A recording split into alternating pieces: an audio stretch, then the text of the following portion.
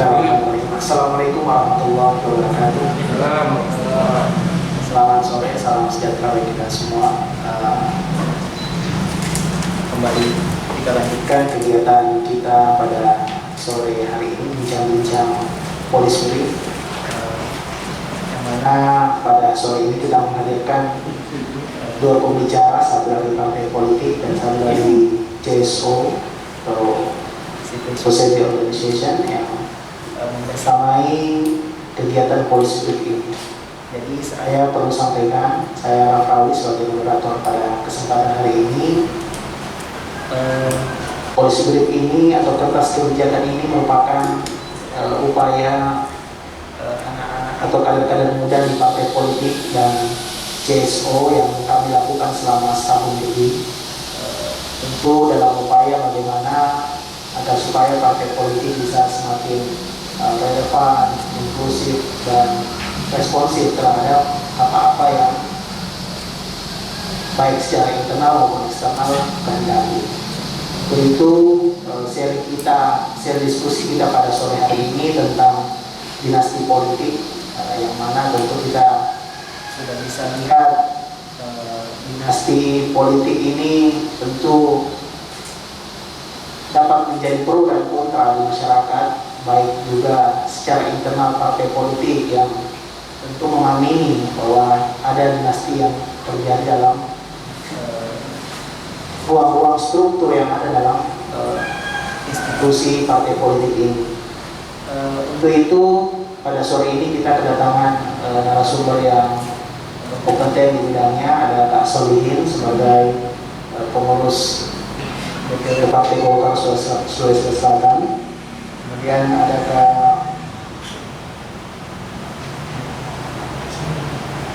Sumarni Susilawati dari pengurus Aisyah Muhammadiyah, yang keduanya merupakan kader muda dalam organisasi masing-masing yang telah melakukan banyak kegiatan untuk membuat kertas kebijakan. Tentu kertas kebijakan ini atau kita namakan Polis Brief ini adalah upaya penyempurnaan yang mana telah dibuat, kemudian telah kegiatan kemarin misalnya telah dilakukan dialog dengan pimpinan parpol, dan pada sore ini kita akan melakukan ulasan lebih lengkap lagi. Kita akan menerima masukan, tanggapan, saran dari teman-teman semua. Untuk itu kita mulai saja pemaparan atau ulasan singkat nanti akan disampaikan oleh dua narasumber ini sebagai pemantik diskusi kita. Silakan nanti Kak Solihin sebagai kader internal parpol menyampaikan hal-hal terkait apa yang menjadi tantangan dan peluang yang menghambat atau yang memberi ruang dinasti politik yang dapat disampaikan secara umum, secara publik ini. Tentu hal-hal yang tidak perlu disampaikan ya silakan tidak perlu disampaikan. Tapi sekali lagi ini merupakan forum untuk bagaimana upaya kita bisa saling komunikasi antara satu sama lain, sehingga apa-apa yang menjadi upaya kita bisa tersampaikan apa yang kita ingin sampaikan. Untuk itu saya beri kesempatan Kak Solihin untuk menyampaikan uraian singkatnya tentang dinasti politik, baik secara pengalaman internal maupun pengamatannya sebagai kader muda, baik melihat partai sendiri maupun partai lain. Silakan Kak Solihin. Terima kasih. Assalamualaikum warahmatullahi wabarakatuh. Serta salam sejahtera untuk kita semua.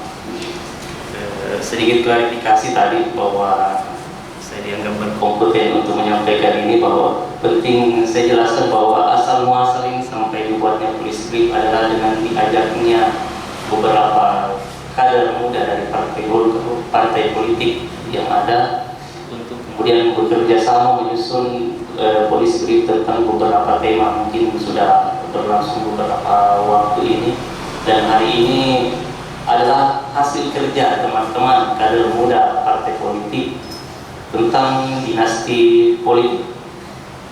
Jadi saya hanya memaparkan apa yang menjadi hasil kerjanya kawan-kawan semua yang kemudian diramu dan saya dipercayakan hari ini untuk memaparkannya.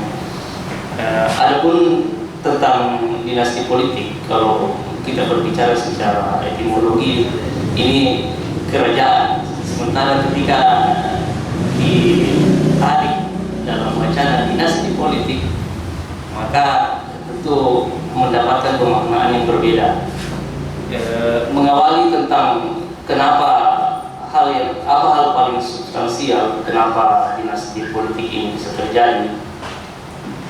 Ada sebuah prinsip di mana seseorang akan cenderung untuk menduplikasi lingkungan terdekatnya.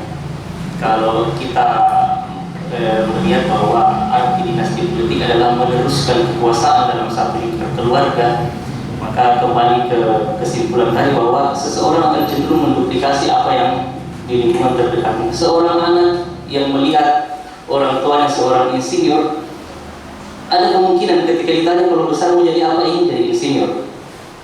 Seorang anak ketika orang tuanya seorang guru, ketika ditanya besar mau jadi apa, mau jadi guru, mau jadi polisi, mau jadi tentara. Begitupun seorang bapak, ketika profesi yang dia lakoni adalah seorang politisi, seorang kepala daerah, dan dia merasa itu adalah profesi yang nyaman, masuk akal bagi dia, maka dia pun akan cenderung untuk sepakat, minimal sepakat bahwa ketika anaknya ditanya juga jadi kepala daerah, dia akan bilang saya setuju. Kemudian nanti akan teraplikasi dalam bentuk ada mungkin gerakan-gerakan untuk memuluskan cita-citanya itu. Nah, itu pertama tentang dinasti politik. Kemudian ini terjadi sejak otonomi daerah, sejak pilkada langsung mulai dilaksanakan. Ini sudah mulai terbentuk jejaring-jejaring dari beberapa keluarga. Kemudian kita lihat di berbagai daerah terjadi persaingan sengit, sebenarnya bukan antar partai politik tapi antara klan-klan keluarga. Ini cukup ironis juga, karena sampai berimplikasi tidak hanya persoalan kepala daerah tapi juga mulai pemilihan kepala desa, legislatif dan sebagainya. Nah, ini terjadi multi profesi sebenarnya. Mulai dari presiden kita tahu seperti itu juga, kemudian ke bawah calon gubernur, tingkat provinsi, tingkat kabupaten, bahkan pemilihan kepala desa itu juga sudah mulai tersentuh yang namanya dinasti politik, sampai ke jejaring yang paling bawah juga itu sudah mulai terjadi. Nah, ada pun penyebab sebenarnya. Penyebab sudah saya sampaikan di awal, ini lebih pada hasrat akan adanya kekuasaan, ada keinginan untuk meneruskan apa yang dilaksanakan oleh entah orang tuanya, entah pamannya dan sebagainya. Kemudian kalau kita bertanya, ini dinasti politik, tidak sedikit orang yang tidak menyukainya. Ada juga mungkin orang yang bersepakat dengan itu, namun kenapa ini bisa tetap langgeng? Ini adalah risiko demokrasi sebenarnya, karena masyarakat itu, karakter pemilih sebenarnya, mereka itu hanya menerima informasi singkat tanpa mau menganalisa. Contoh misalnya, seorang bapak yang menjadi kepala daerah, dia ingin mempengaruhi pemilih di salah satu wilayah, dia cukup menganggarkan bantuan, anggaplah kebutuhan dasar masyarakat di situ, alat pertanian. Dia hanya cukup menganggarkan di situ alat pertanian tahun ini. Masyarakat akan melihat itu sebagai sebuah informasi singkat bahwa ini diberikan oleh bapaknya, sehingga ketika anaknya ingin menjadi kepala daerah, itu tidak begitu sulit lagi untuk memberikan edukasi ke pemilih. Nah, adapun yang paling mendasar sebenarnya soal regulasi. Undang-Undang Nomor 8 Tahun 2015 ini kemudian mengalami revisi 4 berapa tahun ini, 5 waktu pilkada, sebelum pilkada yang lalu lah, itu mengalami revisi, sehingga yang pada awalnya itu tidak boleh ada calon kepala daerah yang baru tidak memiliki konflik kepentingan, itu kemudian berubah, ada perubahan, sehingga sekarang kemudian dinasti politik ini bisa terlaksana sampai sekarang. Nah, ada lingkaran kebingungan sebenarnya. Partai politik itu sebenarnya secara umum juga merasakan dampak negatif dari terjadinya dinasti politik. politik. Terbukti misalnya kita melihat waktu kasus Ratu Anu di Banten, di mana ada 10 jejaring keluarganya yang menjadi terjadi dinasti politik, baik itu di legislatif, tingkat kabupaten, kota dan sebagainya. Dan ketika perkara korupsi itu dibongkar, maka partai-partai politik yang mengusungnya pun juga merasakan imbasnya. Minimal elektabilitas partai tersebut di daerah di mana dia mengusung calon kepala daerah yang terjadi korupsi itu akan mengalami degradasi, akan terjadi pengurangan. Nah, ini juga yang dirasakan oleh partai politik. Namun harus disadari bahwa partai politik ini tidak memiliki sumber daya yang cukup untuk memenuhi kuota seluruh pilkada, seluruh pileg, di mana kita tahu untuk jadi seorang kepala daerah tidak hanya modal visi dan misi yang baik, tidak hanya cerdas, tapi dia juga harus punya resource untuk membumikan apa yang menjadi visi misinya sehingga laris di pasaran, bisa dipasarkan ke pemilih. Itu kan tidak mudah, tidak hanya sekedar yang disampaikan, banyak metode yang dia harus butuhkan dan itu butuh biaya. Ada yang bilang biaya pilkada mahal, itu memang mahal, tidak dimahal-mahalkan, memang mahal. Untuk menyampaikan informasi tentang calon kepala daerah kepada milenial, pendekatannya juga harus dengan metodologi milenial, dan itu biayanya berbeda dengan pendekatan tetangga rumah kita. Ya, dan itu juga sehingga inilah yang membuat partai politik mau tidak mau, di satu sisi kebutuhan dia adalah mengkoleksi sebanyak mungkin pemenang dalam pilkada, sementara pilihannya tidak bisa lari dari orang yang memang masuk kategori dinasti politik. Ini juga harus dipahami. Negara sudah membuat terobosan sebenarnya dengan mengeluarkan aturan tentang calon independen. Namun ini pun tidak bisa memecahkan persoalan. Pada akhirnya pemilih tidak lagi, begitu ada penetapan calon, pada akhirnya pemilih tidak lagi melihat dia berasal dari partai mana, apakah dia calon independen. Pada akhirnya dia akan melihat siapa itu. Biasa kalau di daerah Bugis, Nigairo, anak-anak Nigairo, nah yang tuh, ya seperti itulah. Pada akhirnya masyarakat akan melihat itu, siapa dia, secara historis dia siapa. Itu juga harus dipikirkan, apalagi di daerah, contohnya di Sulawesi Selatan, pengaruh tokoh-tokoh masyarakat itu masih cukup tinggi, sehingga pemilih di bawah seperti yang saya sampaikan tadi hanya menerima informasi singkat saja, tidak ada usaha untuk menganalisa informasi yang masuk sehingga bisa membuat mereka menjadi pemilih yang cerdas. Berapa menit? 10 menit? Misalnya 5 menit ya? Yes. Baik. Kemudian dinasti politik ini kemudian mengalami modifikasi. Ada kalau yang saya lihat ada namanya regenerasi, ya, di mana ada satu daerah dipimpin oleh satu keluarga tanpa jeda, tidak ada putusnya, mulai dari bapak, mulai dari kakak, adik, anaknya adik, entah siapa lagi berikutnya. Dan begitu juga di daerah lain. Ada juga dinasti politik di mana modifikasinya bukan regenerasi tapi lintas profesi. Bapak jadi bupati, anak ketua DPRD, atau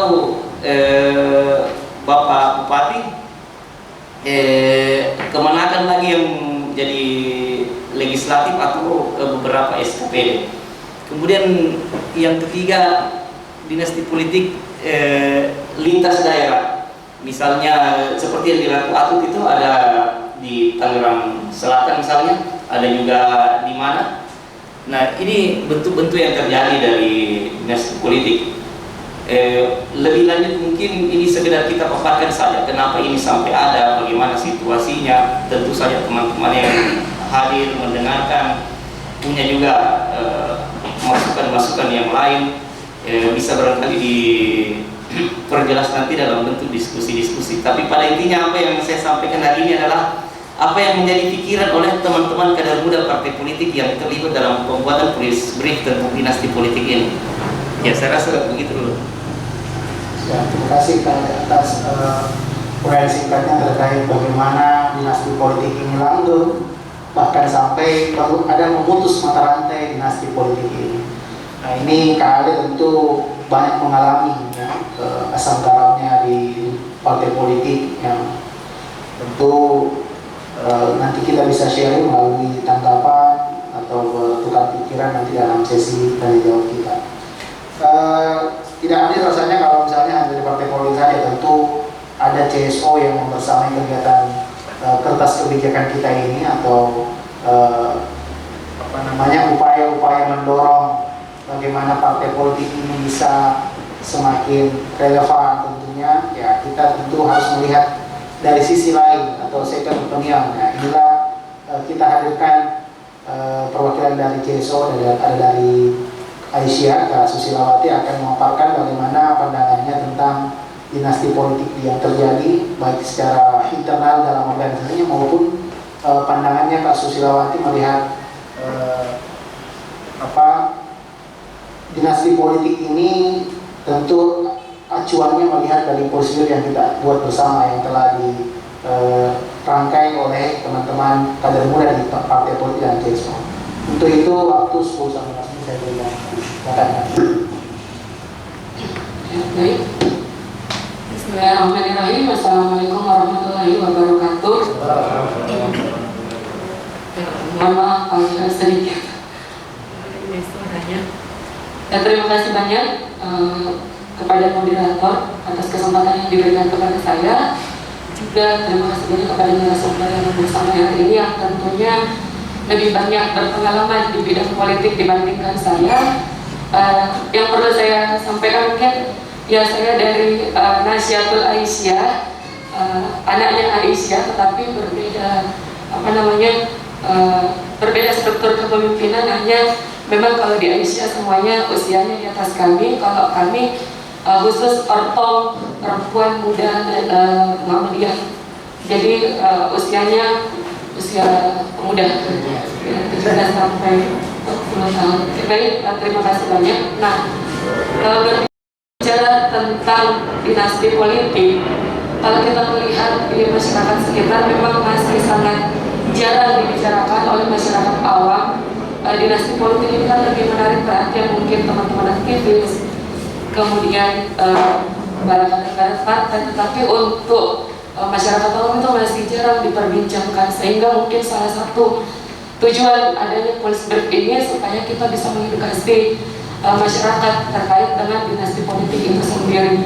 Nah, tadi sudah dijelaskan oleh Kak Ale bahwa dinasti politik ini kalau mungkin dulu kita kenal itu ada di sistem kerajaan di mana memang dulu wilayah Indonesia ini juga terdiri dari beberapa kerajaan yang menggunakan dinasti-dinasti itu. Jadi harus ada pewaris tahta dari kerajaan, dari bapaknya kemudian ke anaknya.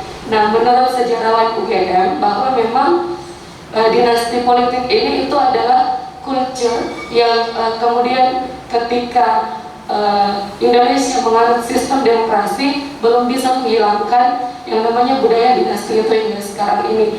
Jadi memang itu berasal dari sejarah-sejarah sebelumnya, sehingga masih ada yang berusaha untuk mempertahankan proses dinasti itu.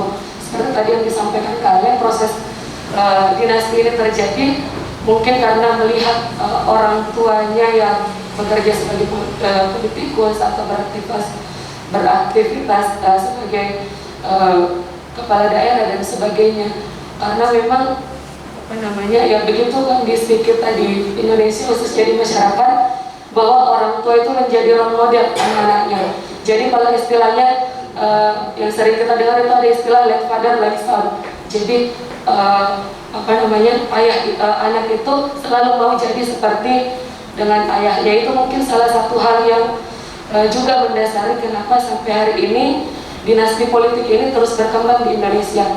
Kalau kita melihat rilis yang ada di CNN bahwa dinasti politik ini itu semakin meningkat dari tahun 2015 di pilkada 2015 dengan pilkada 2020 itu jauh perbedaannya, berbeda sekitar 300%, di mana di tahun 2020 itu ada 158 peserta yang merupakan yang ada hubungan kekerabatan dengan pejabat atau pejabat-pejabat sebelumnya.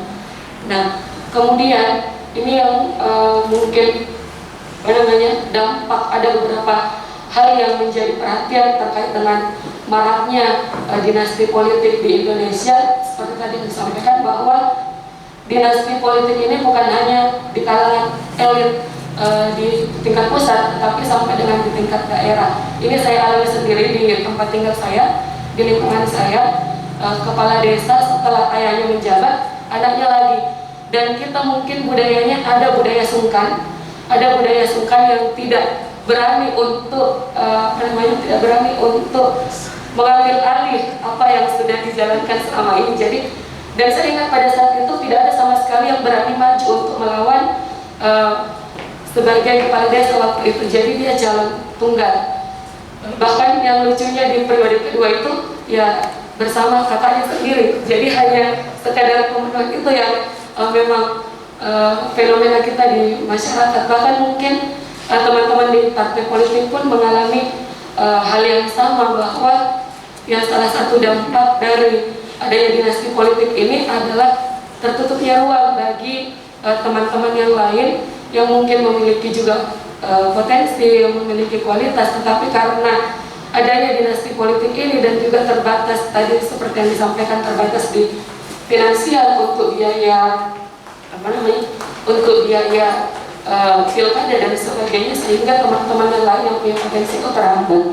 Nah, ini menjadi tantangan tersendiri, khususnya teman-teman yang saat ini berjuang di partai politik, khususnya kader-kader partai politik yang juga mau berlenggang ke misalnya lembaga eksekutif dan lembaga legislatif. Nah, ada satu hal yang kemudian mungkin bisa kita pikirkan bersama, khususnya partai politik ya, bahwa partai politik ini seperti pernah kita berdiskusi dengan beberapa kader partai politik menyampaikan bahwa partai politik ini punya aturan sendiri, punya anggaran dasar untuk memaksimalkan potensi kader masing-masing, sehingga memang itu yang perlu dijalankan secara ideal, karena adanya dinasti politik ini tentu mematahkan itu semua. Sehingga karena kan kalau misalnya fungsi idealnya ada kader yang harus dimaksimalkan, yang harus digali potensinya, ada kader yang harus diberdayakan. Tetapi karena adanya dinasti politik ini, bisa jadi orang yang mungkin tidak berproses di dalam partai politik itu bisa direkomendasikan untuk maju ke pilkada atau maju sebagai calon legislatif, sehingga teman-teman yang sudah berproses lama itu terhambat di situ. Jadi istilahnya begini, kalau misalnya peraturan-peraturan yang ada di dalam partai politik misalnya tidak bisa maju ke lembaga, tidak bisa maju mencalonkan diri sebagai bupati misalnya kalau tidak lulus misalnya sekolah pemerintahan atau apa dan sebagainya. Melihat fenomena yang ada, bahwa teman-teman yang saat ini ada di partai politik dan juga ada di lembaga pemerintahan, memang kadang masyarakat awam bilang begini, bukan jurusannya, dia SPD masuk ke partai politik, dia ini masuk, dia kesehatan maju sebagai calon legislatif. Ini yang selalu berputar di masyarakat sekitar kita. Itu kan bukan jurusannya, apa pengalamannya di pemerintahan dan sebagainya. Sehingga yang perlu dipikirkan bersama, ada hal-hal persyaratan yang lebih penting dibandingkan dengan bahwa dia anaknya si A, dia anaknya si B, untuk maju ke lembaga legislatif dan eksekutif ini tadi. Jadi misalnya partai politik mungkin mengadakan jenjang pengkaderan yang mereka tidak bisa mendaftarkan diri sebagai calon legislatif ketika tidak lulus di situ, atau minimal mereka paham tentang bagaimana menjalankan pemerintahan itu sendiri, bukan tiba masa tiba akal, ketika terpilih baru setengah mati mencari misalnya peraturan daerah, belajar bagaimana memanage pemerintahan dan sebagainya. Sebenarnya tidak ada salahnya kalau dibilang dinasti politik ini memang ada yang sangat mengharamkan ya, bisa dibilang ada yang sangat menginginkan tidak adanya dinasti politik, tetapi ada juga yang mengatakan bahwa tidak masalah dinasti politik selama yang melanjutkan kepemimpinan ini adalah orang yang punya kualitas, orang yang punya integritas, dan dia berkompeten di situ. Tetapi kalau misalnya ya seperti itu tadi, dicomot saja, oh anaknya si A, popularitasnya bagus, ini bisa memenangkan partai dan sebagainya. Kenapa tidak partai ini mencoba cara lain untuk memenangkan partainya dengan cara itu tadi, meningkatkan kualitas dan integritas dari kader-kadernya itu sendiri. Kemudian ketika kualitasnya sudah terpenuhi, potensinya sudah mumpuni, itu dengan bersama-sama seharusnya partai politik khususnya yang ada di elit itu membantu mereka untuk mengupgrade diri, untuk mempromosikan diri, membantu mereka untuk mempromosikan diri ke masyarakat bahwa kami punya kader yang mumpuni, kami punya kader yang bisa diandalkan, sehingga dengan begitu insya Allah itu akan memenangkan hati masyarakat, saya kira, bukan dengan hanya popularitas semata seperti tadi disampaikan ke Alen, bahwa memang masyarakat sekarang itu akan bertanya ini dari mana asalnya, kemudian anaknya siapa. Kalau misalnya cenderung masyarakat begini, itu nih karena bapaknya dulu bagus waktu dia jadi bupati, atau misalnya kalau tidak ada anaknya, cenderung juga masyarakat akan berpikir bahwa oh istrinya, karena pasti suaminya bisa mendukung apa yang akan dilakukan oleh istrinya nanti di pemerintahan. Jadi memang ada mindset berpikir di masyarakat yang harus bersama-sama kita mungkin kita mengedukasi masyarakat terkait dengan hal-hal yang seperti ini. Saya tidak terlalu banyak berbicara, ini tidak agak serat saya mengingatkan karena sebelumnya itu memang sudah agak serat, tapi kemarin sudah bagus. Tahu-tahunya tadi malam karena larut lagi pulang, jadi akhirnya begini lagi suaranya agak ya. Jadi itu mungkin ada sedikit dari saya terkait dengan pemahaman dinasti politik. Dan khususnya kami di Nahdlatul Aisyah, kami kan semua perempuan muda, dan perempuan itu terkenal dengan ini di kalangan masyarakat, perempuan itu kayak apatis dengan politik. Tetapi kami mencoba untuk terus mengedukasi teman-teman agar melek dan sadar pentingnya perempuan berada di ranah publik, berada di ranah politik. Mungkin itu dari saya. Lebih bermanfaat. Assalamualaikum warahmatullahi wabarakatuh. Terima kasih Kak Susilawati dari Nahdlatul Aisyah, Muhammadiyah Sulawesi Selatan. Menarik memang kalau kita melihat dari dua sisi. Satu dari sisi yang melihatnya secara utuh, bagaimana keadaan atau kondisi dinasti politik ini berjalan baik secara ideal maupun secara tidak ideal. Tapi misalnya pandangannya Kak Susilawati tadi ya melihat bagaimana dinasti politik ini ya tentu mesti memberi ruang untuk kader-kader yang lain sehingga tidak melulu dinasti politik yang harus dilakukan. Untuk itu dua narasumber kita telah memberikan pemantik diskusi kita pada sore hari ini. Mungkin teman-teman ada mau sharing atau bertanya terkait tentang dinasti politik atau memberi pengalaman baik secara akademis atau pengalaman di organisasi tentang bagaimana dinasti politik ini menjadi hal yang lumrah saja atau ya mesti harus dipotong mulai dari sekarang ini dinasti politik. Kalau kita lihat memang data yang sangat fantastis, memang dari tahun ke tahun di Pilkada 2020 ini paling banyak dinasti politik yang ada. Hubungan kekerabatan di antara semua kandidat ini ada, bukan hanya hubungan darah dekat, artinya anak atau bapak, tapi sampai hubungan sepupu, kemenakan yang menjadi kandidat-kandidat yang bertarung dalam Pilkada di tahun 2020. Tentu hal ini juga dalam hal ini secara konstitusional negara telah memberikan ruang bagaimana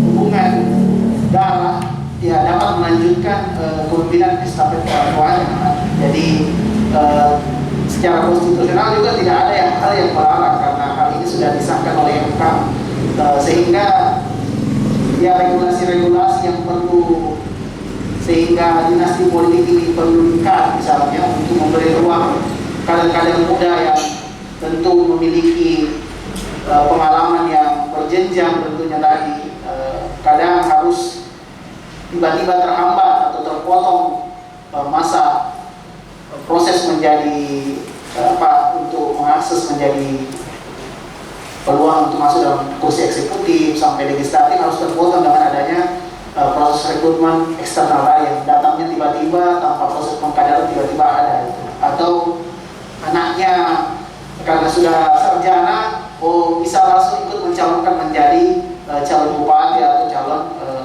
legislatif. Oke, saya beri kesempatan ke teman-teman kalau ada di sesi pertama ini untuk kita tanya, untuk diskusi kita sehingga bisa lebih memberikan keluasan narasumber itu memberikan sharing pengalamannya secara pribadi maupun secara kelembagaan. Ada pertanyaan? Silakan. Terus seperti ini. Iya. Baik, Bismillahirrahmanirrahim. Assalamualaikum warahmatullahi wabarakatuh. Teman-teman semua, senang sekali asik ini tema ini, soal bicara tentang dinasti politik. Oke, kayak ini.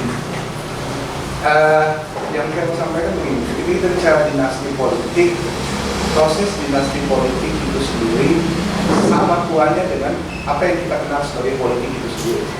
Jadi politik dan dinasti itu adalah sesuatu yang sama kuatnya. Jadi ketika misalnya kita melihat politik dalam kerangka apa yang disebut sebagai polis di arena Athena Yunani, pada saat itu dinasti politik sedang terjadi. Kemudian kalau kita bicara politik dinasti dalam kerangka Islam misalnya, Islam juga dinasti politik itu begitu kental. Setelah Tasya Rasulullah, turun Abu Bakar yang merupakan mertua Rasulullah juga, sahabat sekaligus mertua, turun juga ke Umar juga sahabat sekaligus mertua, turun sampai ke Ali, kemudian masuk ke periodisasi kekhalifahan dan juga tidak mengenal dinasti. Bicara dari segi culture, kebudayaan, hampir semua kebudayaan kita, bukan hanya di Indonesia. Kalau kita bicara John F. Kennedy, Kennedy Junior, Kennedy Senior, terus Mahatma Gandhi, terus sampai sekarang politik Gandhi dan masih menguasai India, Pakistan juga. Nah, tidak usah jauh. Saya kemarin coba keliling misalnya ke Goa, saya melihat Iksan, si Adnan sebagai representasi kalau kita mau menyebut sebagai dinasti politik. Pertanyaannya adalah, apakah dinasti politik ini menghambat demokrasi atau tidak? Mungkin penekanannya di sini, karena salah satu-satunya tools atau cara untuk menghambat di mana kekuasaan dinasti politik tidak berakhir menjadi aristokrasi, tidak berakhir menjadi kekuasaan level gaya kerajaan tadi, itu adalah demokrasi. Dan instrumen satu-satunya yang bisa menerapkan itu demokrasi. Kenapa? Karena demokrasi membuka akses dan peluang yang sama bagi siapapun untuk bisa terlibat dalam proses politik. Itulah kenapa saya meyakini dan keren sekali apa yang kita diskusikan hari ini. Salah satu apa yang didiskusikan oleh teman-teman LSKP di polis briefnya, yaitu bicara tentang dinasti politik. Karena berarti kita harus melakukan penguatan terhadap elemen demokrasi tadi. Karena demokrasi satu-satunya jalan untuk melawan proses dinasti politik ini. Agama terjadi dinasti, politik dinasti, kebudayaan dinasti, semua, hampir semua. There is given, sesuatu yang susah kayaknya, maksudnya kita lihat, kita pilih, kecuali dengan membuka instrumen di mana kanal dan pintu yang sama, akses yang sama bagi setiap orang bisa masuk di sana. Gitu kan? Nah, baik di partai politik juga membuka akses partai politik sebagai sarana rekrutmen kader, kaderisasi politik, rekrutmen dan sosialisasi politik hanya bisa berjalan kalau pintu akses itu dibuka. Makanya ruang seperti ini yang terus kita dorong. Saya kira demikian kata kunci saya. Untuk bisa menghadapi dinasti politik, maka kita harus membuat suatu. Itu saja. Jalan satu-satunya yang memungkinkan untuk bisa menghambat atau melawan laju proses dinasti politik yang berujung pada tirani politik sebenarnya, atau familikasi lah bahasa kerennya sekarang kan. Terima kasih. Terima kasih. Masih ada yang ingin sharing atau sebelum narasumber kita memberi tanggapan terkait bagaimana tadi pandangannya Kak Rahmat tentang bagaimana dinasti politik ini, tentu ya hal yang sudah ada dari dulu bahkan. Oh silakan Kak. Jadi jadi dinasti politik ini adalah sebuah relasi kekuasaan paling purba. Jadi kalau kita baca bukunya Fukuyama tentang bagaimana peradaban politik tertentu, ada beberapa tahapan sebanyak peradaban politik tertentu. Yang paling purba adalah berdasarkan darah.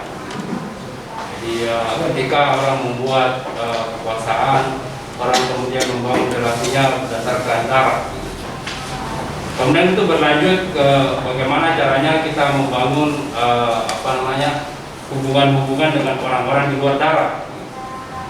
Dalam politik simpanse, ada sebuah riset mengatakan simpanse pun membangun seperti itu dengan membangun relasi. Jadi ada namanya alpha male. Setiap primata itu ada alpha male. Ketika dia menjadi alpha male, dia tidak terbangun karena berdasarkan kekuatan, tidak. Tapi dia bagaimana membangun relasi dengan kumpulan-kumpulan primata-primata yang lain, dan itu bukan darahnya, gitu ya. Jadi itu adalah simpanse pun melakukannya, ya, selain karena darah pun juga melakukan dengan hubungan bagaimana membangun sharing keuntungan antara mereka. Nah, yang kemudian itu berlanjut menjadi sebuah disebut dengan meritokrasi. Cina melakukannya jauh sebelum 2 abad sebelum Masehi. Ketika dia memilih orang-orang yang masuk dalam struktur pemerintahan itu melalui sebuah seleksi. Jadi orang yang ingin bekerja di kerajaan diseleksi dengan cara membuat kaligrafi Cina. Penilaiannya adalah kedalaman ilmu memilih kata, kemudian kesabarannya, kemudian keindahan katanya. Karena mengelola orang adalah art. Jadi seleksinya dalam bentuk seni. Dan Cina melakukannya 2 abad sebelum Masehi. Jauh lebih lama meritokrasi. Itulah kenapa Cina sekarang tidak melakukan demokrasi, karena mereka yang percaya dengan sistem meritokrasi. Jadi memilih orang berdasarkan kapasitas. Jadi presiden Cina itu seperti itu. Kemudian caranya adalah tidak seperti yang kita lakukan dalam demokrasi. Demokrasi tadi yang Pak Rahmat sampaikan, kemudian ketika suara terbanyak menjadi sebuah kebenaran, seperti itu. Seperti kita ketahui demokrasi klasik di Yunani awal sekali pada waktu itu, dan waktu itu pun orang-orang yang memilih hanya laki-laki dan hanya penduduk Yunani, katanya. Perempuan tidak punya hak yang mana dalam klasik seperti itu. Ada relasi kekuasaan yang paling ekstrim disebutkan oleh Fukuyama. Itu dilakukan oleh di Turki, ya. Caranya itu adalah semua negara-negara yang dia kuasai, dia ambil anak-anak usia 10 tahun paling muda, itu diambil, kemudian mereka dididik dan mereka melepaskan semua hubungannya dengan keluarga dan hanya tunduk pada sultan. Nah, orang-orang inilah yang kemudian diambil dan menjabat menjadi gubernur, pejabat-pejabat di semua wilayah-wilayah yang dia kuasai. Mereka adalah orang yang imparsial, hanya percaya pada sultan. Mereka tidak diberikan hak untuk harta, mereka tidak diberikan hak terhadap segala bentuk kekuasaan dunia. Yang mereka tunduk pada sultan. Dan kebesaran bangsa Turki waktu itu karena sistem seperti ini. Nanti kemudian belakangan ketika Turki belakangan sudah mulai runtuh, ketika para orang-orang seperti ini sudah diberi hak untuk mendapatkan harta dan memiliki hak untuk mendapatkan keluarga, dan begitulah mereka kemudian memikirkan dirinya untuk kelangsungan kekuasaannya, dan mulailah korupsi dan awalnya tidak ada seperti itu. Nah, membangun imparsial ini menjadi penting ketika kita membangun birokrasi seperti itu. Nah, tadi seperti Pak Rahmat katakan, demokrasi adalah salah satu cara yang bisa kita lakukan untuk membangun. Nah, kemudian adalah memberikan peran-peran semua orang untuk akses tersebut. Betul tadi dikatakan bahwa dinasti ini ada sisi positifnya. Kalau tidak ada dinasti, perempuan tidak bisa, ada satu pendapat ya, perempuan tidak memiliki peluang untuk menjadi pemimpin seperti yang dikatakan di India. Di Pakistan pun demikian. Ya, dinasti itu besar di sebuah tempat masyarakat di mana patron klien yang besar. Nah, ketika patron klien itu sudah melemah, nah dinasti itu akan sedikit juga pudar. Nah, patron klien dekat dengan hubungan-hubungan tentang individualisme di Eropa. Nah, berkembangnya individualisme di Eropa ini sangat tidak bisa dipisahkan dengan berkembangnya agama Protestan. Ketika dulu Katolik itu kita sangat homogen. Anda lihat Eropa dulu itu hampir sama dengan kita, selalu dengan keluarga, dekat dengan keluarga, semuanya dengan keluarga. Tapi itu dalam perspektif Katolik zaman itu. Ketika kemudian kelompok Protestan datang, gitu ya, Calvinisme dan lain-lain, mengatakan bahwa berhubungan dengan Tuhan itu tidak perlu dengan gereja. Anda punya hak sendiri langsung dengan Tuhan, gitu.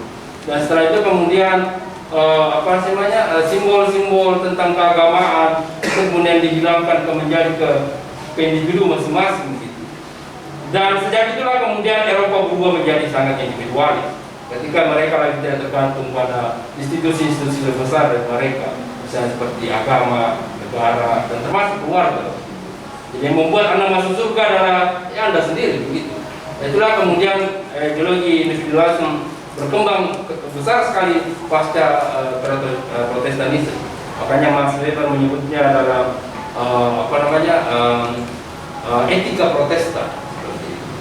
Dan berkembang dari semua itulah kemudian apa yang kita alami sekarang.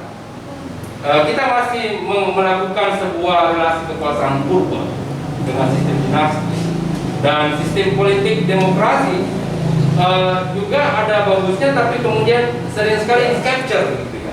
Karena ketika demokrasi adalah suara terbanyak, hanya kemudian siapa memiliki keluarga terbanyak dialah menjadi misalnya terpilih kan seperti itu akan gitu.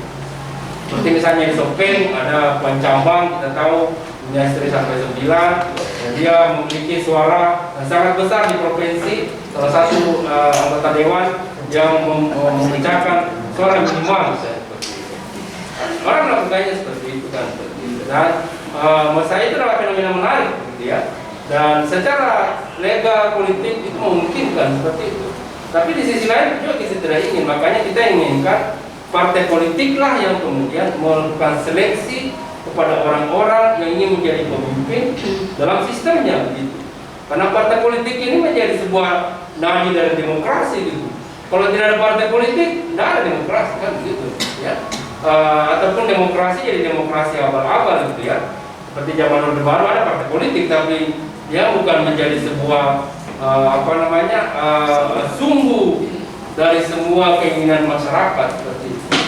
Jadi harapan kita sebenarnya dari apa yang kita diskusikan selama jauh ini adalah menguatkan partai politik secara internal, dan di dalam internal mereka ada sebuah sistem yang menggabungkan meritokrasi tersebut, memilih orang karena kapasitas gitu. Dan kemudian setelah itu juga memilih karena suara terbanyak begitu. Dan kita masyarakat senang kemudian memilih begitu. Karena semua yang masuk dalam kandidat semua adalah orang-orang terbaik kan begitu. Karena partai politik sudah menseleksinya, kemudian menyuguhkannya pada masyarakat, ini pilih kok orang-orang. Jadi itu yang kita harapkan. Makanya kita sangat berharap teman-teman di partai politik, kita semua gitu ya, masyarakat, demokrasi harus kita gunakan untuk memilih orang yang punya kapasitas. Ketika partai politik gagal menyeleksi orang-orangnya, kita masyarakat yang hadir di sini sering diskusi, cerdas dengan melihat orang-orang yang akan kita pilih. Disitulah kita kemudian menyeleksinya. Ya mungkin saat ini kita masih money politik banyak bergerak, tapi percaya 10 tahun ke depan itu akan selesai. Nggak ada kan?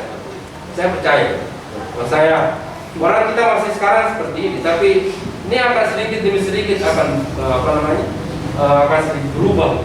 Kita baca artikelnya Michael Muller, bagaimana perubahan pilkada dalam proses yang sangat rentan dengan patron klien kemudian berubah. Kita mendapatkan orang-orang seperti misalnya Ibu Risma, kita mendapatkan orang-orang misalnya Ridwan Kamil, kita mendapatkan orang-orang misalnya orang-orang yang punya visi untuk melayani masyarakat. Dan suatu saat semua masyarakat akan sadar seperti itu. Dan jangan pernah berhenti, kita percaya dengan apa yang kita lakukan hari ini. Oke, itu saya atas masukannya. Masih ada mungkin yang mau sharing sebelum kita beri kesempatan kepada silakan Kak Tina.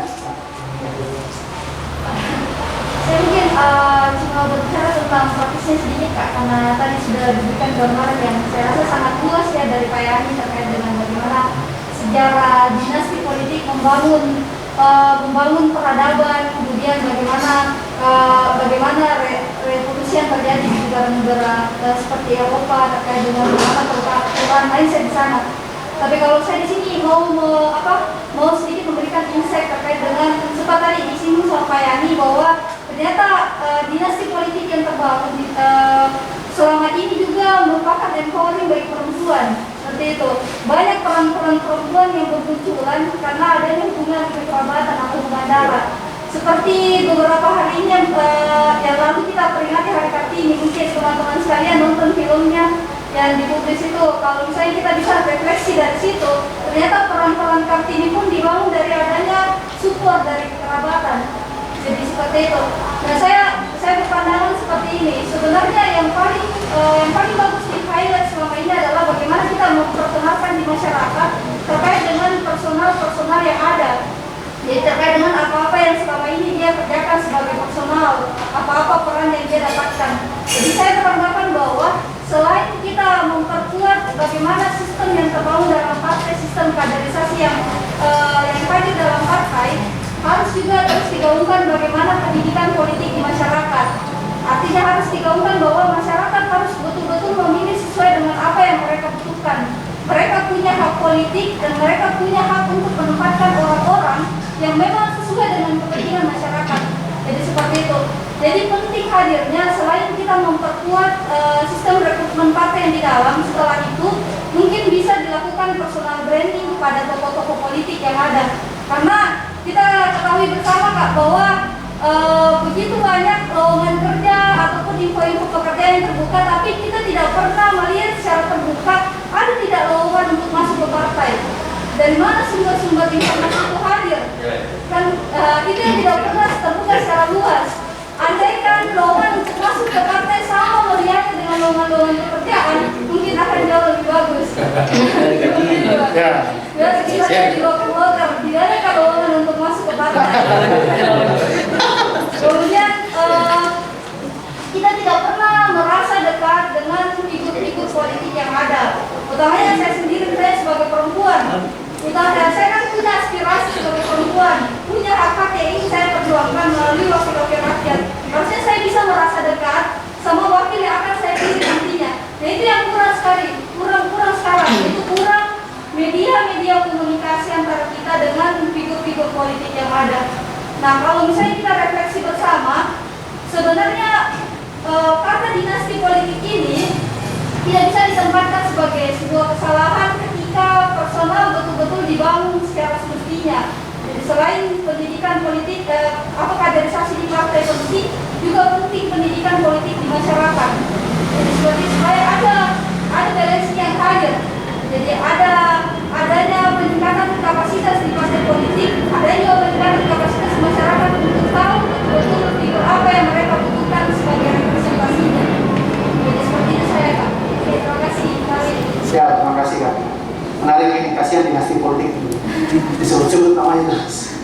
Baik, untuk itu saya beri kesempatan dulu di sesi pertama ini sebelum nanti kita mungkin buka sesi lainnya kalau masih ada waktu untuk memberi tanggapan dari disampaikan dari Kak Rahmat, Kak dan Kak Tina terkait dinasti politik. Silakan Kak, silakan. Ya, terima kasih. Saya tidak menjawab ya karena tidak ada yang bertanya. Jadi saya sekedar menyambung dan menanggapi. Lagian juga berdosa kita kamu kalau mau tanggapi. Menjawab. Hancur kita di sini. Ya baik. Dinasti politik itu memang ada sejak zaman purba. Bahkan hal-hal lain juga, mulai dari korupsi dan nepotisme, bahkan itu sudah ada sejak level purba itu kita pasang pada satu periode tahun. Banyak hal yang sudah berlangsung sejak dahulu kala, termasuk dinasti politik. Kemudian apakah ini mengganggu demokrasi? Kita ambil analogi seperti ini. dinasti politik ini seperti silet atau kita komparasikan dengan sebilah pedang. Dinasti politik ini berpotensi untuk melakukan untuk hal-hal yang positif. Seperti tadi ada peluang perempuan justru besar setelah karena disupport oleh adanya kekerabatan dan sebagainya. Kemudian ini juga berpotensi untuk digunakan menjadi hal-hal yang negatif. Nah, bagaimana silet tadi dan sebuah pedang? Dinasti politik ini dianalogikan seperti sebuah pedang. Silet ini juga berpotensi untuk hal-hal buruk dan hal positif. Tetapi kalau kita berbicara dampak buruk, dia seperti pedang. Potensi terjadinya mudarat yang lebih besar itu memang berbeda dengan hal-hal lain. Contoh misalnya, yang paling dekat lah kalau kita berbicara demokrasi, ruang untuk kalau kita kembali ke asasnya bahwa semua orang punya hak memilih dan dipilih. Kemudian ada beberapa orang yang sebenarnya dia memiliki potensi kecerdasan, kualitas, kapasitas, resource juga dia punya. Dia punya sumber daya manusia yang bagus. Tetapi dia punya satu kekurangan. Elektabilitasnya, popularitasnya kemudian tertahan, tersumbat oleh adanya gerakan yang dilakukan oleh sebuah poros dinasti politik. Kalau kita bandingkan, dinasti politik terjadi di Amerika, terjadi di Indonesia. Tapi kalau kita coba menganalisa bagaimana sikap masyarakat terhadap dinasti politik yang terjadi di Amerika dan dengan Indonesia terhadap dinasti politik yang terjadi di sini, tentu akan ada perbedaan. Nah, ini barangkali yang menjadi kesimpulan kenapa kita harus lebih kritis terhadap dinasti politik. Kemudian kita tahu potensi terjadinya korupsi. Saya rasa teman-teman yang kalau ada di sini yang pernah mengurus sesuatu, apalagi kalau sudah terkait proyek dan entah mungkin bansos lah atau teman-teman yang punya lembaga kemudian mengurus, urusan Anda akan lebih mudah ketika yang Anda temani komunikasi itu adalah orang dalam kamar. Saya rasa kayak gitu. Jadi ini artinya kalau urusan yang Anda bawa ke sana adalah urusan positif, maka dinasti politik telah memberikan ruang untuk terjadinya hal-hal positif. Tapi coba dipikirkan ketika proposal yang Anda bawa ke sana adalah proposal yang justru akan berdampak zolim kepada banyak orang, itu juga akan mudah untuk dilaksanakan melalui adanya dinasti politik. Contoh misalnya dampak lain adalah aparatur sipil negara. Aparatur sipil negara di lingkungan yang terjadi dinasti politik, dia sulit untuk kritis. Dia sulit untuk bisa berdemokrasi lebih leluasa. Kenapa? Dia harus bersaing panjang-panjang umur dengan keluarga yang ada di situ. Selama dia belum pensiun dan masih keluarga itu yang ada di situ dan dia masih tertanam bahwa dia adalah orang yang kritis terhadap dinasti yang ada, tidak akan pernah dia bisa survive. Akan selalu berada pada posisi kasta terendah meskipun dia mungkin punya kapasitas. Nah, ini yang berbeda dengan yang terjadi di dinasti politik di Amerika atau di daerah lain di India lah misalnya. Setiap daerah punya seni meskipun modus operandinya sama, tetapi berbeda dampaknya, berbeda situasinya. Begitupun masyarakat menyikapinya juga berbeda. Jadi saya sebut saja meskipun dinasti politik ini ada sejak zaman purba, tapi hari ini kita mengkritisi dinasti politik yang ada sejak zaman otonomi daerah di Indonesia. Begitu. Saya rasa begitu. Bisa Silakan. Silakan memberi tanggapan respon atas apa yang tadi disampaikan dari Kak Rahma, tanya dengan Kak Vina. Silakan. Baik, terima kasih. Saya mengamini semua yang disampaikan oleh Kak Rahmat, Kak Yani dan juga Kak Vina bahwa memang dinasti politik di Indonesia ini salah satu penghambat demokrasi. Kenapa dinasti politik ini melemahkan fungsi demokrasi, khususnya di fungsi kontrol itu sendiri. Jadi ketika misalnya di dalam satu pemerintahan atau seperti tadi yang disampaikan bahwa misalnya bapaknya bupati, anaknya ketua DPRD dan sebagainya, tentu pengawasan itu sangat lemah. Jadi memang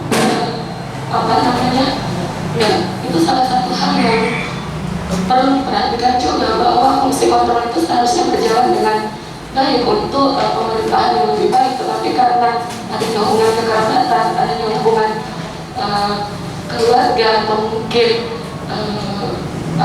biasanya kan kayak biasanya itu menghambat proses kontrol itu sendiri, karena ya sama saja mereka akan pencemaran nama baik terhadap keluarga ketika membuka segala bukan semua kelemahan dari sistem pemerintahan yang dipimpin oleh keluarganya itu sendiri. Jadi itu salah satunya. Kemudian tadi ini mungkin saya lebih ke apa yang disampaikan Kak Vina tadi berkaitan dengan partisipasi politik perempuan, apa yang disampaikan Kak Yani.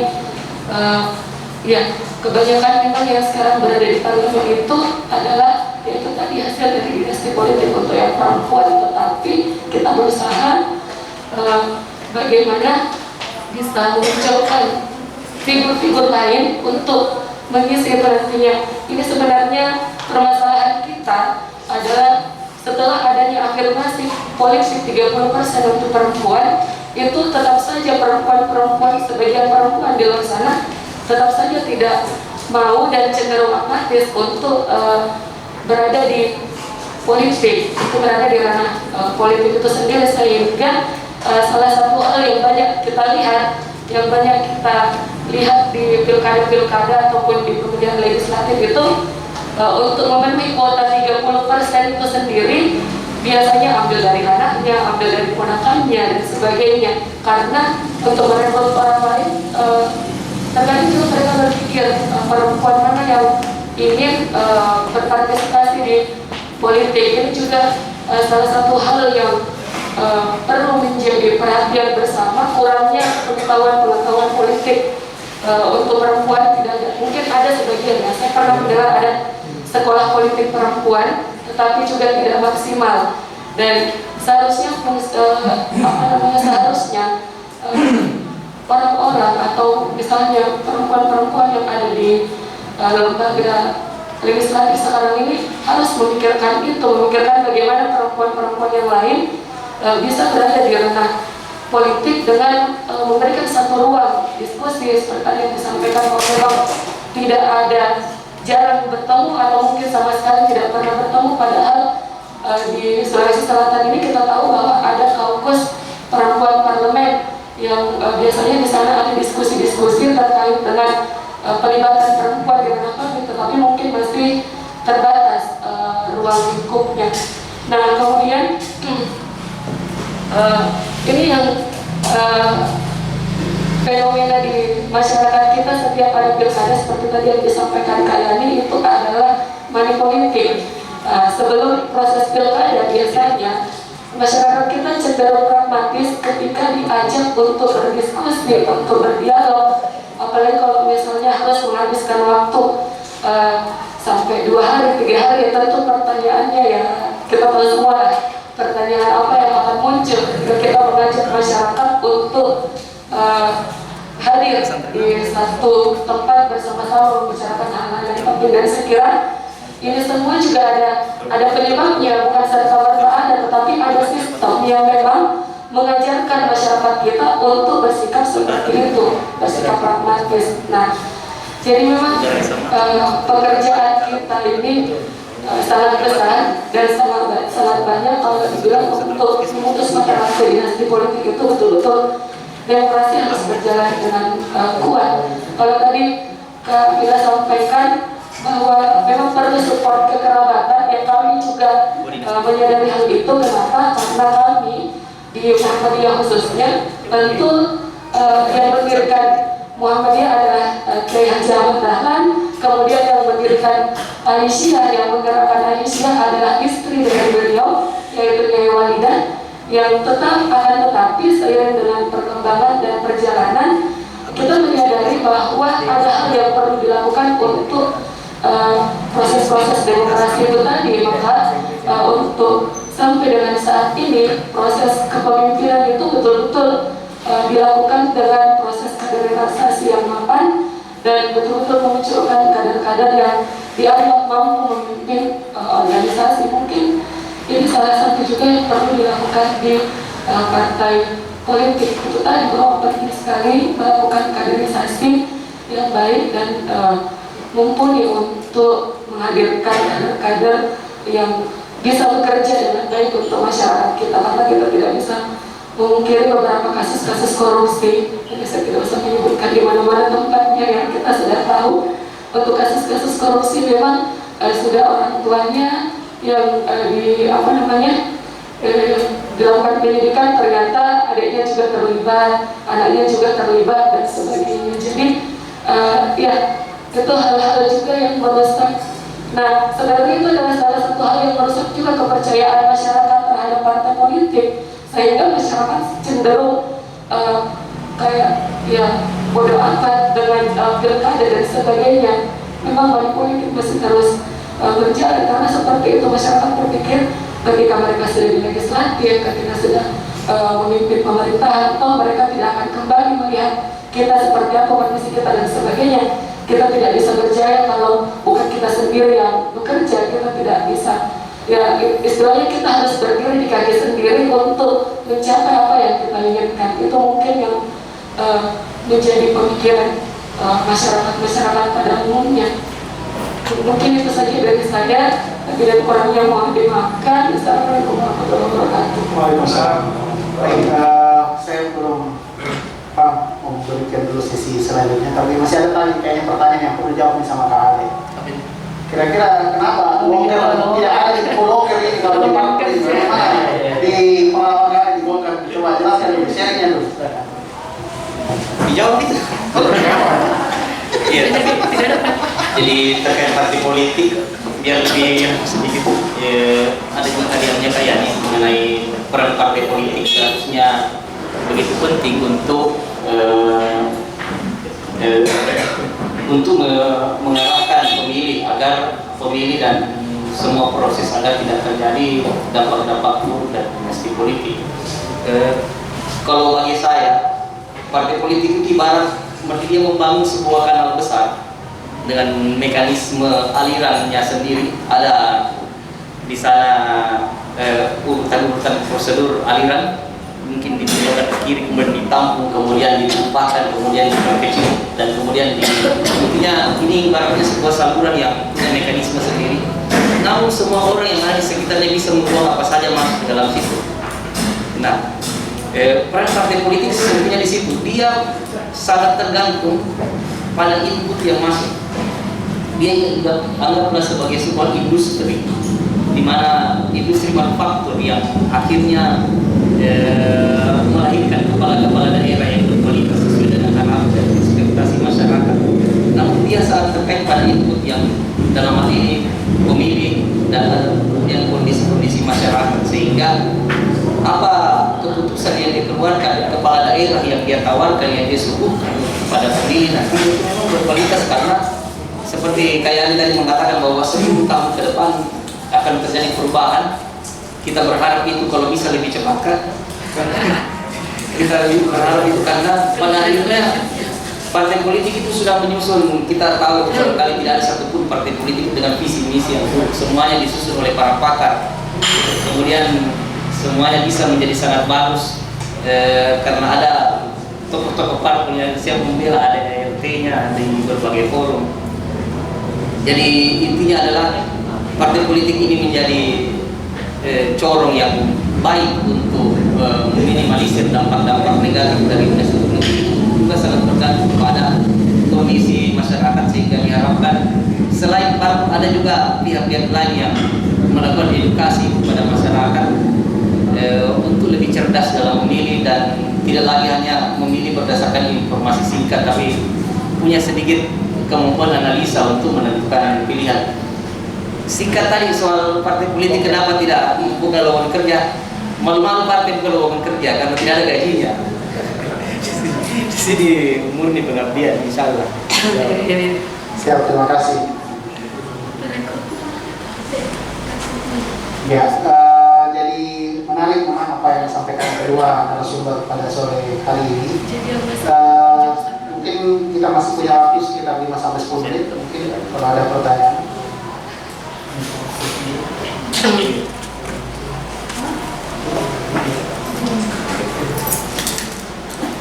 Oke, mungkin kalau sudah tidak ada yang disampaikan, sharing dan jawabnya, surat kita sekali lagi kami dari Lembaga Studi Kebijakan Publik memberi ruang yang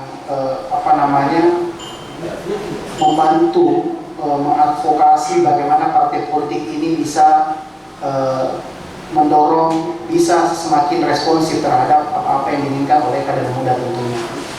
Dan upaya-upaya misalnya tadi money politik itu kami dan bersama teman-teman yang lain telah berupaya bagaimana agar dari pilkada dari tahun ke tahun dari proses proses pilkada itu tidak ada selalu bumbu-bumbu money politik, dan itulah upaya-upaya yang perlu kita lakukan bersama, bukan hanya tugas dari CSO, media, partai politik, tapi tugas kita semua bagaimana upaya ini bisa menjadikan tentu suasana atau budaya yang berkembang di negara kita. Tadi misalnya kata Kak Alek, budaya dinasti politik yang kita potret ini misalnya dari sejak otonomi daerah ya, ini memberi peran yang sangat luas untuk klan-klan politik ini bisa semakin besar. Tapi tugas kita bagaimana memberi ruang, tentunya bukan hanya klien atau klan-klan yang ada, tapi tugas agar bisa masyarakat bisa merasakan bagaimana mencapai puncak menjadi karir di struktur politik ataupun di struktur jabatan-jabatan publik yang ada di masyarakat. Untuk itu sekali lagi saya ucapkan terima kasih kepada silakan. Ini acara terakhir ya Pak Ahmad Jadad, ini bukan terakhir lagi buat kita tentunya. Kita berharap jaringan teman-teman aktivis muda parpol dan CSO yang bergabung dengan kita selama ini dalam pelatihan polisi brief akan berlanjut terus gitu ya jaringan kita. Apalagi misalnya dengan ada Pak Ahmad di sini dengan Kopi Ide yang selalu memberikan backup dari diskusi-diskusi seperti kita ini. Dan kita di Makassar ini kita harus tetap hidupkan diskusi seperti ini. Diskusi yang ada narasi-narasi berbeda dalam politik dibandingkan narasi-narasi dominan yang selama ini. Dinasti politik ini narasi dominan, dan kita harus membangun narasi-narasi alternatif seperti itu. Dan kita harus membangunnya secara bersama-sama. Dan apa yang kita lakukan hari ini mungkin untuk program ini terakhir gitu ya. Satu saat mungkin tetap kita kembangkan pengalaman ada gitu ya. Diskusi seperti ini, dan kita berharap kehadiran teman-teman semua tetap mendukung adanya oase narasi politik di Makassar seperti ini. Dan kita harus bangun hub-hub ide seperti ini, dan ini menjadi penting sekali untuk membangun dinamika demokrasi kita di Makassar. Seperti yang tadi dikatakan jangan terlalu lama 10 tahun, tergantung bagaimana kita mengaktifkan narasi-narasi alternatif seperti ini. Karena kalau kita tidak membangun narasi alternatif, orang akan selalu termakan dengan narasi dominan seperti itu. Dan hati-hati dengan narasi tunggal. Dan mari kita membangun narasi-narasi alternatif. Kita lawan narasi tunggal, kita bangun narasi alternatif. Dengan bersama-sama kita menghidupkan hub-hub ide seperti yang dilakukan oleh Pak Rahmat di Kopi Ide seperti ini. Saya atas nama Lembaga Studi Kebijakan Publik, Ahmad Yani, Program Manager, ada Kakawi di sini, ada Pak Safir, ada Alfiana, teman-teman dari jaringan Task Force, aktivis muda dan CSO dan partai politik. Senang sekali dengan Pak Rahmat, Bu Enda, kawan-kawan semua di Kopi Ide ini, Times membantu kami, dan semoga kerjasama ini akan terus kita lanjutkan. Jangan sampai di sini, dan semoga semakin berkah di bulan Ramadan ini. Terima kasih buat semua. Assalamualaikum warahmatullahi wabarakatuh. Baik, terima kasih Pak. Ya, saya sedikit. Tadi terima kasih kayaknya sudah bacakan kepada teman-teman. Sebenarnya niat kami, cita-cita kami sama. Visi kita satu, bagaimana membangun tradisi literasi, tradisi diskursus itu berbagi hidup. Makanya di Kopi Ide ini yang dihidupkan ya ide, berbicara tentang ide, berbicara tentang gagasan, Kalau teman-teman ini di luar puasa, teman-teman datang pagi, kalau pagi di sini dia punya yang hadir itu mayoritas peneliti, anak WWF, teman-teman peneliti jaringan muda dan sebagainya. Sebagian yang tahu juga dari Maritime Times. Nah, yang kedua, selain itu kita ingin bangun gerakan namanya interpelasi sosial. Semua yang hadir di sini, semua program-program yang kita lakukan ini semua karya anak muda. Nanti sebentar saya minta Pak Agus ini, beliau atau teman-teman yang lain, mereka ada teman-teman juga juga jualan air itu bisa juga tentang iklan setelah ini bisa masuk. Maksudnya mereka bisa bergerak. Jadi kemampuan tadi yang dibilang kayak membangun tradisi literasi, dari tradisi literasi tadi kemampuan untuk menghadirkan sesuatu yang konkret dan punya kontribusi bagi masyarakat. Dan yang ketiga adalah waktunya kita bebenah, supaya punya nafas panjang kita harus punya program ya, kita terus berjalan terus menerus. Dalam rangka itu juga saya mengundang dan hormat buat teman-teman semua mungkin yang bisa berkenan besok kita buka puasa bersama di sini kan, dari teman-teman IDEC yang melaksanakan, mengundang teman-teman komit dari Gerakan Solution Foundation, Ajasa dan kawan-kawan yang merupakan bagian dari NGO mungkin di atas generasi kita kan. Maksudnya mereka juga bekerja untuk membangun sini. Nah, kalau besok kita kumpul terus. Jadi bagaimana aksi itu. Terima kasih atas kepercayaannya. Wabillahi taufiq wal hidayah. Assalamualaikum warahmatullahi wabarakatuh. Baik, terima kasih. Memang ini adalah tugas kita bersama semua, bukan hanya tugas partai politik yang berbeda diri, tapi tugas kita yang mengontrol dari sisi luar partai politik itu sendiri, dari sisi suara masyarakatnya, dari sisi media, misalnya Times telah bersama kita pada kegiatan-kegiatan kita selama ini. Saya kira sekali lagi terima kasih kepada narasumber Ale, Kak Ismail, Kak Solihin dari Partai Golkar, dan Kak Susilawati dari Indonesia Sulawesi Selatan. Sekali lagi mohon maaf segala kekurangan. Terima kasih atas perhatiannya. Wassalamualaikum warahmatullahi